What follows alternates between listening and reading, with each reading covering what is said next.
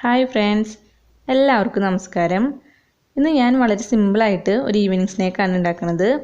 ഇപ്പം നിങ്ങൾക്ക് ഇപ്പോൾ കഴിക്കാൻ തോന്നി കഴിഞ്ഞാൽ വേഗം തന്നെ ഉണ്ടാക്കി കഴിക്കാൻ പറ്റുന്ന ഒരു സ്നാക്കാണിത്. അതുപോലെ നല്ല ടേസ്റ്റാണ് ഇത് കഴിക്കാനായിട്ട്. അപ്പോൾ നമുക്ക് നോക്കാം ഇതെങ്ങനെയാണ് ഉണ്ടാക്കണതെന്ന്. ആദ്യം തന്നെ മിക്സിയുടെ ജാറിലേക്ക് ഒരു നേന്ത്രപ്പഴം ചെറിയ കഷ്ണങ്ങളാക്കി ഇതിട്ട് കൊടുക്കാം. പിന്നെ വേണ്ടത് മൈദയാണ്. 4 ടേബിൾ സ്പൂൺ മൈദ ഇട്ട് കൊടുക്കാം. പിന്നെ ഇതിലേക്ക് 2 ടേബിൾ സ്പൂൺ റവ കൂടി ഇട്ട് കൊടുക്കാം. പിന്നെ ഇതിലേക്ക് വേണ്ടത് അരിപ്പൊടിയാണ്. 1 ടേബിൾ സ്പൂൺ അരിപ്പൊടി നമുക്ക് ഇട്ട് കൊടുക്കാം. ഇനി ഇതിലേക്ക് ഒരു 1/4 ടീസ്പൂൺ ഏലക്ക പൊടി ചേർത്ത് കൊടുക്കാം. ഇനി ഇതിലേക്ക് വേണ്ടത് ശർക്കര നീരാണ്. ഞാനൊരു 2 കട്ട ശർക്കര കുറച്ച് വെള്ളത്തിൽ ഉരുക്കിയിട്ട് അരിച്ചെടുത്തിട്ടുള്ള നീരാണിത്. അപ്പോൾ അത് ഒഴിച്ചു കൊടുക്കാം. ഇനി ഇതെല്ലാം കൂടി മിക്സിയിലിട്ട് നന്നായി ഒന്ന് കറക്കിയെടുക്കണം. ഇതെല്ലാം കൂടി നന്നായി ഒന്ന് മിക്സായിട്ട് ഒരു മാവ് രൂപത്തിലായിട്ട് നമുക്ക് എടുക്കണം. അപ്പോൾ നന്നായി മിക്സ് ചെയ്ത് കൊടുക്കാം.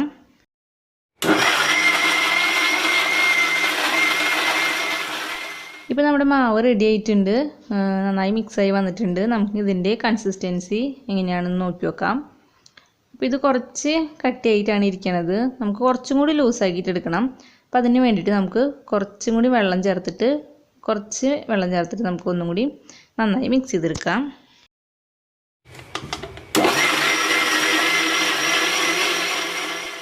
ഇപ്പോൾ നന്നായി മിക്സ് ചെയ്ത് കഴിഞ്ഞു. ഇപ്പോൾ നമ്മുടെ മാവ് റെഡി ആയിട്ടുണ്ട്. ഇപ്പോൾ ഇതിൻ്റെ കൺസിസ്റ്റൻസി ഒക്കെ പാകമാണ്. ഈ ഒരു പരുവത്തിലാണ് നമുക്ക് മാവ് എടുക്കേണ്ടത്. നമുക്കിതൊരു പാത്രത്തിലേക്ക് മാറ്റാം. ഇനി ഈ മാവ് കുറച്ച് നേരം റെസ്റ്റ് ചെയ്യാൻ വെക്കേണ്ട ആവശ്യമൊന്നുമില്ല. നമുക്ക് മാവ് ഉണ്ടാക്കി അപ്പോൾ തന്നെ എണ്ണയിൽ കോരി ഒഴിച്ചിട്ട് വറുത്തെടുക്കാവുന്നതാണ്. അപ്പോൾ അതിന് മുന്നായിട്ട് ഇതിലേക്ക് കുറച്ച് ഉപ്പ് ചേർത്ത് കൊടുക്കാം. ഒരു നുള്ള് ഉപ്പ് ചേർത്ത് കൊടുത്തിട്ട് നന്നായി ഒന്ന് മിക്സ് ചെയ്ത് കഴിഞ്ഞാൽ നമുക്കിനി ഇത് എണ്ണയിൽ കോരി ഒഴിച്ച് വറുത്തെടുക്കാം. അപ്പോൾ വറുത്തെടുക്കാനായിട്ട് നമുക്കൊരു പാൻ അടുപ്പത്ത് വെച്ച് നന്നായി ചൂടാവുമ്പോൾ കുറച്ച് ഓയിൽ ഒഴിച്ചു കൊടുക്കാം. ഓയിൽ നന്നായി ചൂടാവുമ്പോഴാണ് നമ്മൾ ഈ മാവ് ഒഴിച്ചു കൊടുക്കേണ്ടത്. ഇപ്പോൾ ഓയിൽ നന്നായി ചൂടായിട്ടുണ്ട്. അപ്പോൾ നമുക്ക് ഓരോ ടീസ്പൂൺ മാവായിട്ട് ഇങ്ങനെ ഒഴിച്ചു കൊടുക്കാം. പ്രത്യേകിച്ച് ഷേപ്പിൻ്റെ ആവശ്യമൊന്നുമില്ല. നമുക്ക് ഓരോ ടീസ്പൂൺ കോരി ഒഴിച്ചിട്ട് നല്ല ചൂടായ എണ്ണയിലേക്ക് നമുക്ക് കുറേശ്ശെ ഒഴിച്ചു കൊടുക്കാം. മാവെല്ലാം ഒഴിച്ച് കഴിഞ്ഞാൽ നമുക്കൊരു മീഡിയം ഫ്ലെയിമിൽ വെച്ചിട്ടാണ് നമുക്കിത് വറുത്തെടുക്കേണ്ടത്. അല്ലെങ്കിൽ വേഗം കരിഞ്ഞു പോവും. അപ്പോൾ നമുക്ക് ഉൾഭാഗമൊക്കെ ഒന്ന് വെന്ത് കിട്ടണം. അതുകൊണ്ട് മീഡിയം ഫ്ലെയിമിൽ വെച്ചിട്ട് നമുക്കിത് വറുത്തെടുക്കാം.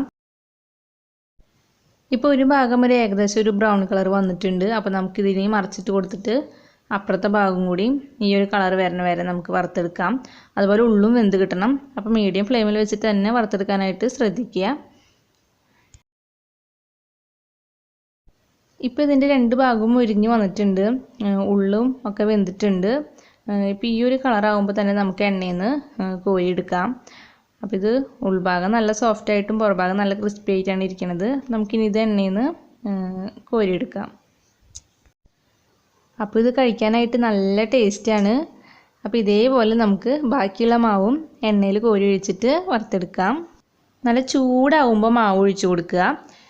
പിന്നെ ഒരു മീഡിയം മാവെല്ലാം ഒഴിച്ച് കഴിഞ്ഞാൽ ഒരു മീഡിയം ഫ്ലെയിമിൽ വെച്ചിട്ട് നമുക്കിത് വറുത്തെടുക്കുക. അത് കഴിഞ്ഞാൽ കോരി എടുക്കുന്ന സമയത്ത് നമ്മളിതെല്ലാം റെഡി ആയിട്ട് കോരി എടുക്കുന്ന സമയത്ത് തീ നന്നായി കൂട്ടി വെച്ചിട്ട് തന്നെ കോരി എടുക്കുക. അപ്പോൾ നമ്മുടെ ഈ എണ്ണ പലഹാരങ്ങളിൽ എണ്ണ അധികം പിടിക്കില്ല. അപ്പോൾ അതൊന്ന് ശ്രദ്ധിക്കുക. പിന്നെ ഇതെല്ലാം ഉണ്ടാക്കി കഴിഞ്ഞാൽ നമ്മളൊരു ചെറു ചൂടോട് കൂടിയിട്ടെങ്കിലും കഴിക്കാനായിട്ട് നോക്കുക. അപ്പോഴാണ് ഇതിൻ്റെ ടേസ്റ്റ് നമുക്ക് ശരിക്കും അറിയാൻ പറ്റുള്ളൂ. നന്നായി തണുത്ത് പോയി കഴിഞ്ഞാൽ നമുക്കിതിൻ്റെ ടേസ്റ്റ് ശരിക്കും അറിയില്ല. അപ്പോൾ ഉണ്ടാക്കി കഴിഞ്ഞ് ഒരു ഇളം ചൂടോട് കൂടിയിട്ട് ചെറു ചൂടോട് കൂടിയിട്ട് കഴിക്കുമ്പോഴാണ് നല്ല ടേസ്റ്റ് ഉണ്ടാവുക അത് കഴിക്കാനായിട്ട്. ഇപ്പോൾ നമ്മുടെ എല്ലാ സ്നാക്കും റെഡി ആയിട്ടുണ്ട്. ഇപ്പോൾ ഇത് നോക്കുകയാണെങ്കിൽ അറിയാം ഉള്ളിൽ നല്ല സോഫ്റ്റ് ആയിട്ടാണ് ഇരിക്കുന്നത്. അപ്പോൾ കഴിക്കാനായിട്ട് നല്ല ടേസ്റ്റാണ് ഇത്. അപ്പോൾ നമുക്ക് വേഗം തന്നെ ഉണ്ടാക്കിയെടുക്കാൻ പറ്റിയില്ലേ. അപ്പോൾ നിങ്ങൾക്കിത് ഇഷ്ടമാണെങ്കിൽ നിങ്ങളിതൊന്ന് ഉണ്ടാക്കി നോക്കുക. എന്നിട്ട് നിങ്ങളുടെ കമൻറ്റ്സ് തന്നെ അറിയിക്കുക. അതുപോലെ എൻ്റെ ചാനലൊന്ന് സബ്സ്ക്രൈബ് ചെയ്യുക. ഒപ്പം മറ്റുള്ളവർക്ക് ഇത് ഷെയർ ചെയ്ത് കൊടുക്കുക. അപ്പോൾ ഇനി വേറൊരു വീഡിയോ ആയിട്ട് കാണുന്നവരേക്കും എല്ലാവർക്കും ബൈ.